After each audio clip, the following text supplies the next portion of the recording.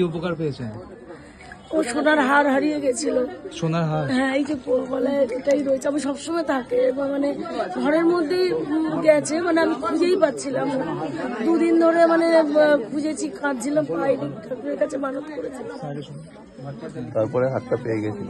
মনেই করিয়ে দিয়েছে যে কোথায় রয়েছে, মানে সেই জায়গা থেকে আমার হাত, মানে সেখান থেকে পেয়েছি। শুধু মানসিক করেছেন ফোনে শুধু দেখে? ফোনে দেখে আমি একটু মাকে কদিন ধরে আমি দেখছিলাম। তারপর মানে ঘটনাটা ঘটতে আমি মাকে তো মেয়ে করি যে মা আমি যেভাবেই হোক যাবো। আর আপনাদেরও ফোন পাইনি, যে আমি কিভাবে, ঠিকানাও জানতাম না।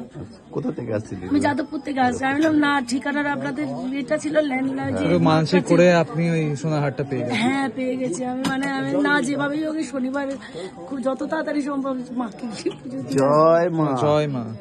জয় মা।